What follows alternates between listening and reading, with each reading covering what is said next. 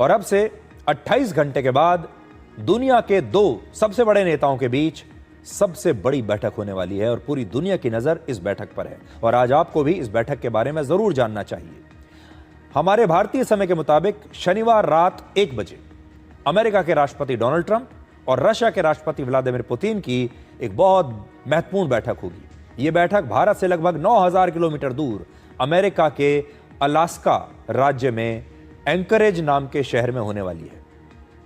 सबसे पहले ये देखिए, दुनिया के नक्शे पर आप देख सकते हैं कि यह शहर कहां पर है, अलास्का में।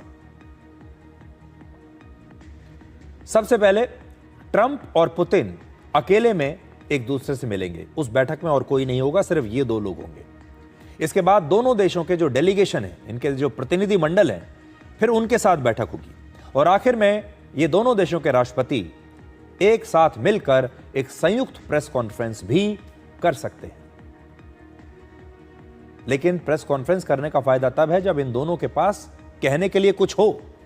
इसका मतलब ऐसा लगता है कि इन दोनों के बीच कोई बहुत बड़ा समझौता हो सकता है, क्योंकि अगर ये दोनों अभी से एक प्रेस कॉन्फ्रेंस करने के बारे में प्लान कर रहे हैं और प्रेस कॉन्फ्रेंस अगर हो रही है जिसमें ये दोनों नेता आएंगे, तो जरूर इनके पास कुछ ना कुछ बड़ा ऐलान करने के लिए होगा, इसीलिए प्रेस कॉन्फ्रेंस कर रहे हैं।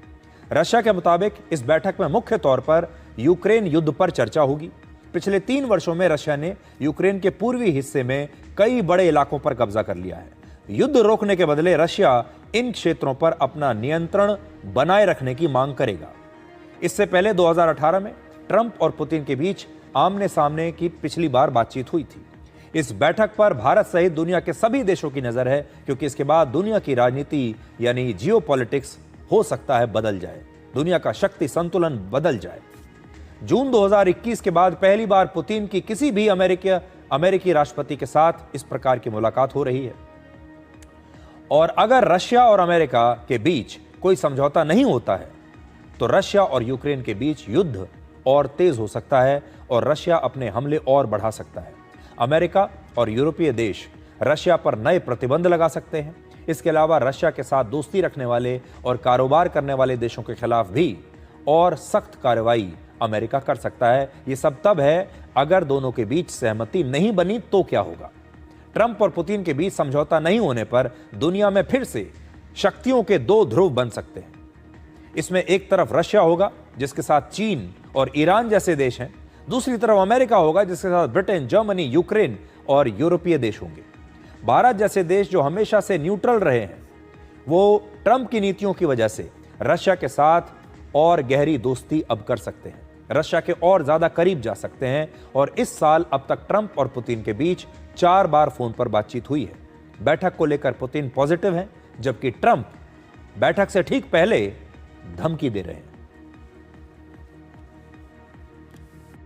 Американская администрация сегодняшняя, которая, как всем хорошо известно, предпринимает, на мой взгляд, достаточно энергичные и искренние усилия для того, чтобы прекратить боевые действия, прекратить кризис и выйти на договоренности, представляющие интерес для всех вовлеченных в этот конфликт сторон, для того, чтобы создать долгосрочные условия мира и между нашими странами, и в Европе, да и в мире в целом.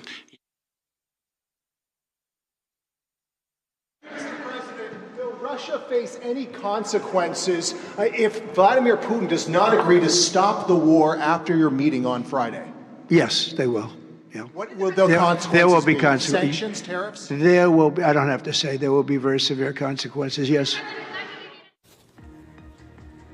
पहली बार रशिया के कोई राष्ट्रपति अलास्का में जाकर किसी बैठक में शामिल हो रहे हैं और अलास्का पहले रशिया का ही हिस्सा था, जिसे 1867 में रशिया ने अमेरिका को बेच दिया था। पुतिन और ट्रंप की बैठक के नतीजों का असर हमारे देश पर भी पड़ेगा, हमारे देश के व्यापार पर भी पड़ सकता है। अगर ये बैठक सफल रहती है तो अमेरिका भारत पर अपना टैरिफ कम कर सकता है। उसके बाद अमेरिका को भारत के रशिया से तेल खरीदने पर आपत्ति नहीं रहेगी, क्योंकि ट्रंप ने भारत पर 25% अतिरिक्त टैक्स रशिया से तेल खरीदने की वजह से ही लगाया था। रशिया से कम कीमत पर भारत को कच्चे तेल और गैस की सप्लाई जारी रहेगी। क्वाड संगठन में भारत सक्रिय सदस्य बना रहेगा और इस समय भारत, अमेरिका, ऑस्ट्रेलिया और जापान क्वाड के सदस्य हैं। अगर बैठक असफल होती है तो रशिया से तेल और हथियार नहीं खरीदने के लिए अमेरिका भारत पर अपना दबाव और बढ़ाएगा, भारत पर अपना टैरिफ और बढ़ा सकता है।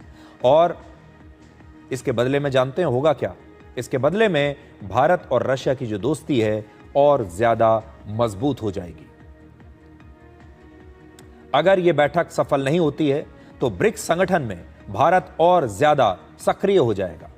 इस समय भारत, ब्राजील, रशिया, चीन, दक्षिण अफ्रीका ब्रिक्स के संस्थापक सदस्य हैं और अमेरिका को ये जो ब्रिक्स है ये बहुत चुभता है। डोनाल्ड ट्रंप कई बार कह चुके हैं कि ब्रिक्स हमारे खिलाफ काम कर रहा है, लेकिन अगर इन दोनों नेताओं के बीच सहमति नहीं बनी तो ब्रिक्स के जो देश हैं ये आपस में और ज्यादा मजबूती से इकट्ठे होंगे।